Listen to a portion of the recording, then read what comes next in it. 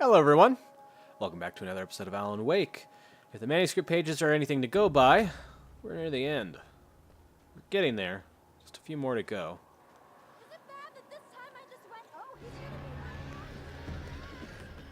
be Sorry, I didn't catch that. Show up, I guess. Hello, birdies. Go away. You're annoying. You annoy me. Hey, big boy. What you doing? I've seen bigger than you. I've dealt with bigger than you. Yeah, it's clear now, but stay in there. I need to look at a manuscript page real quick. Where is it? This is going to be the same thing, isn't it? So I've been thinking about Barry. Oh, no. I don't know what to do about him yet. I mean, I'm not going to keep him around, that's for sure. Why not? Al. Ugh, little parasite. Your best friend. Really? That's the best you can do.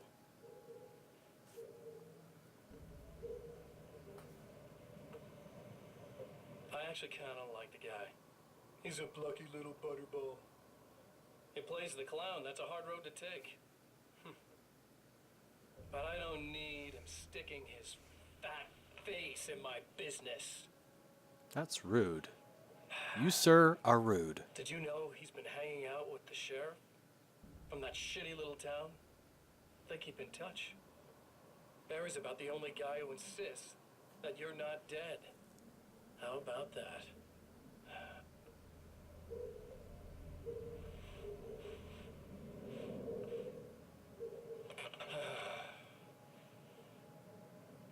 I might keep him alive for a while. Just to see him go to pieces when I fire his ass. Yeah.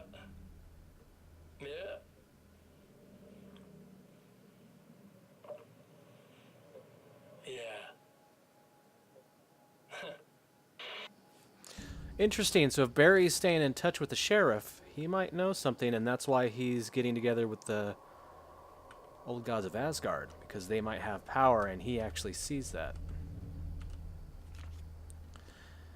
Another manuscript page. Emma and Mr. Scratch. Emma wasn't sure exactly when the man arrived at the motel, but from what she could tell, the party started almost immediately. It was infectious, spreading from one room to another. He was mercurial, almost as if he was flickering through the scene, telling a joke here, throwing an insult there, oozing sex and violence and excitement. She had never seen someone like this before. He looked at her and smiled, and she felt her heart flutter a little.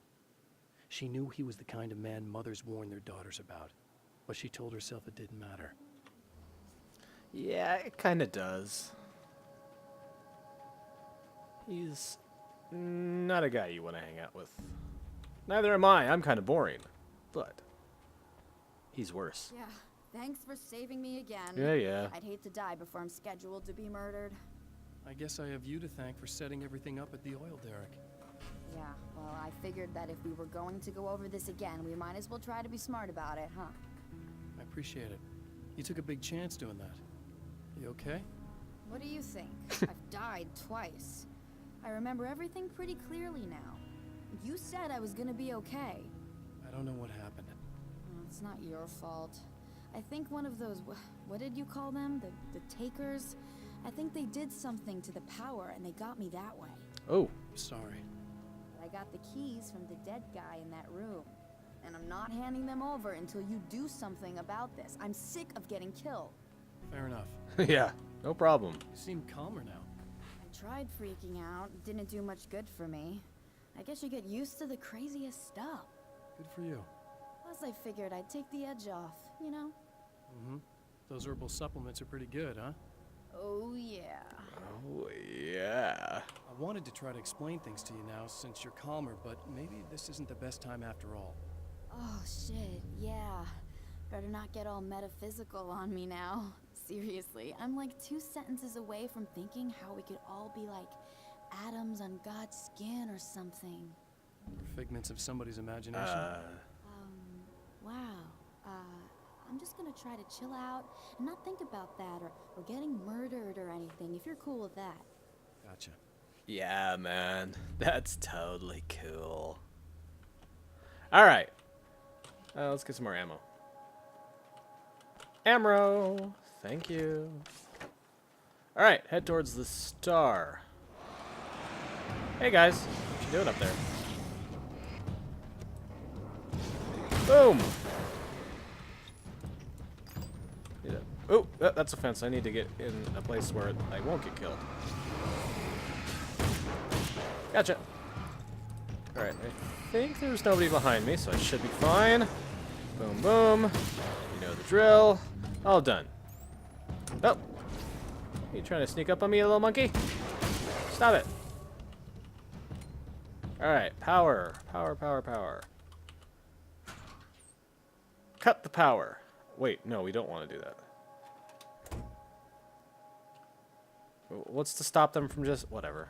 Whatever. I'm not going to even bother asking. You all know what I was going to ask. It's kind of obvious why they wouldn't just, you know, destroy it. But whatever. Whatever. Okay. I really don't think they can get to the power now. Yeah. Thank you. That's a relief. Here's the keys that you needed. Thank you. Hey, I have to tell you, at the diner, I went there with him. The guy who looks like you, okay? I know I said that I didn't. Yeah, I figured.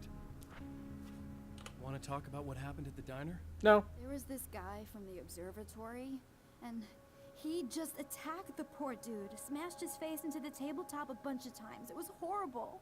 I didn't know that he was gonna do that. I swear. And I just ran. I just left him there. I didn't even try to help. There was nothing you could have done. It's not your fault. Well, he's dead in that motel room now, so excuse me if I feel pretty shitty about it anyway. You shouldn't blame yourself. I just didn't want to get involved. I have this tendency to just drop everything and run. I don't think I'm a bad person, but I didn't even call the cops. I'm such a coward. If you'd called the cops, we'd have dead cops. He's not human. Do you understand? It's not your fault. But I could have tried to stop him. Believe me, if you had, you'd be dead. You seem to be doing a little better now. Yeah, I guess it just got easier once I got this thing off my chest. I just feel so guilty about it, especially because I didn't pick up on any of the warning signs. I just really liked hanging out with him, you know? He was smart and charming and funny and hot. The way you could be, I guess. I guess. What's the deal with this guy anyway? He looks like you, he uses your name. Why does he do this stuff? I'm not sure myself. Maybe he's just evil or my dark half. He does a lot of the stuff I'm trying really hard to get away from. Things that just messed up my life. I guess all those murders don't help either. Yeah, I could do without the murders and the end of the world. Yeah, they really wouldn't help, would they? I need to get going. Yeah, go. I think I'm good now. I hope. Good luck. If it all goes well, maybe this is the last time we meet like this. God, wouldn't that be great? Just keep those lights on, okay? Okay. Answer me, lady. You keep those lights on. I'll come back. Or they'll come back, which is a lot worse than me coming back, but whatever. Oh, another page. Unlock. Flare gun ammo. Ooh, I'm topped off on that. Where? Oh, it's behind. Okay, fine. Be that way. Anything in the closet? Nope, just me getting stuck in the closet. There we go. Ooh, forgot to check up on Barry. Well, art lovers, are you feeling neglected? You shouldn't. You know Eddie Rodman's got love for you, which is why I actually hauled myself out of bed before noon, just so I could record an interview for your pleasure. Enjoy. Now, as I'm sure you all know, the annual Night Springs Visual Art Show is coming around again, and that's a big deal for all of us that are in the culture business. If you can call it a business. That's a little controversial, I know. Oh, that's okay. Money makes the world go around, no doubt about it. And that's one of my guests here at the studio, Serena Valdivia. She's a curator at the Night Springs Gallery of Visual Arts, and she's in charge of the NSVA Film Festival, held this year at the old Night Springs Drive-In Theater.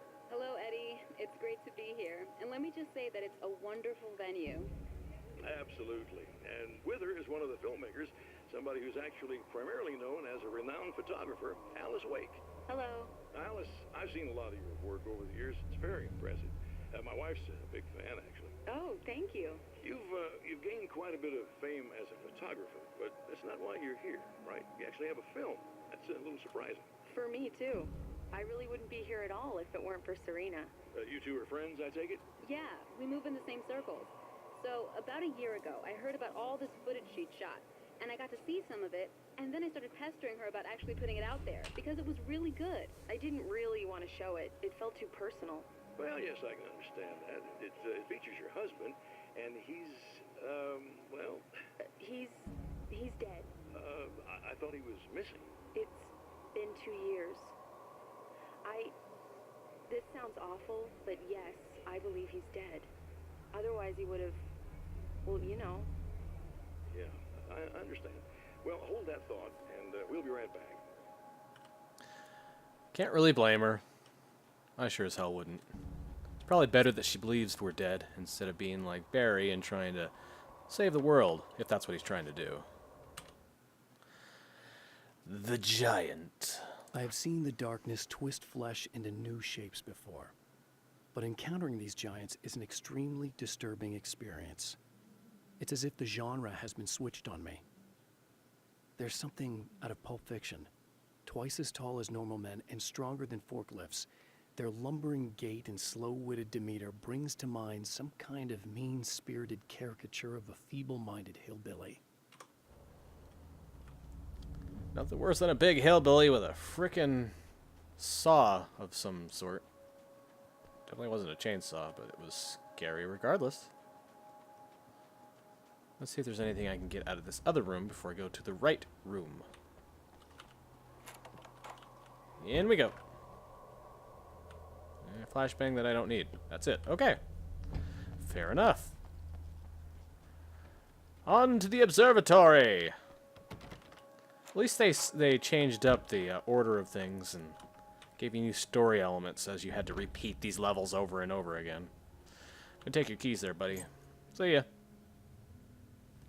And I'm off! The fate of countless individuals hangs in the balance, threatened by the machinations of the Herald of Darkness. And yet, for a moment, the Champion of Light breathes a little easier. He has saved one life.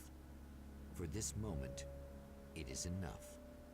And soon, perhaps, he can put an end to this. Well, hopefully. Then again, if this is all a figment of his imagination, it doesn't really matter. Regardless, you're crazy, Awake. You do know that, right? Returning to the observatory for what he hopes is the final time, the man feels anticipation and dread in equal measure. Soon, he knows, he will have what he needs. Sure as hell hope so, because this is getting a little tiring.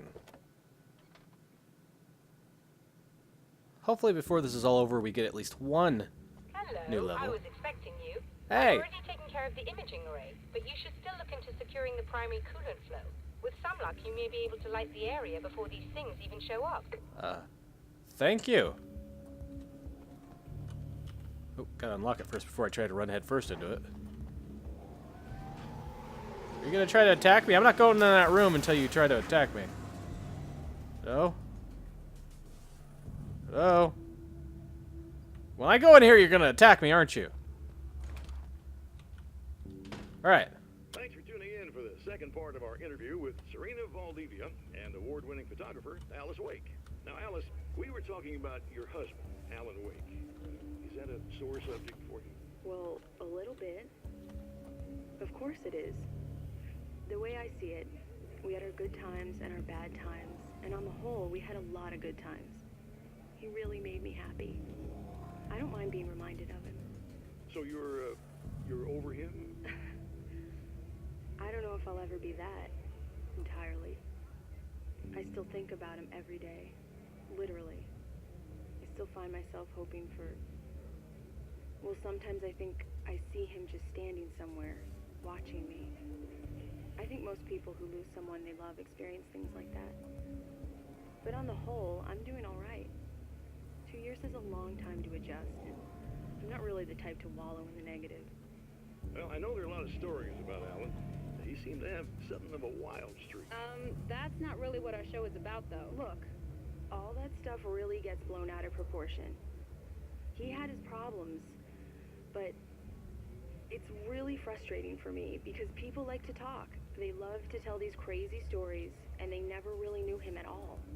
Well, the character he created, Alex Casey, is a household name. And the books still continue to sell. There's been talk of a TV series, a movie, a video game. Must be nice to know that his work is still being appreciated by so many readers. Yes, of course, but I don't really deal with the business side. I leave that to Alan's agent. That would be Barry Wheeler. Actually, I just interviewed him. He's currently in the music business. Mm-hmm. And he's also Alan's best friend. Do you two keep in touch? We talk regularly. Like I said, he handles the business side. I think we should talk about her film. Yes, of course, you're right. I'm Eddie Rodman, talking to Alice Wake and Serena Valdivia, and we'll be right back. Well, it doesn't seem like she gets along with my friend very well, but oh well, that's to be expected. He can kind of grate on your nerves.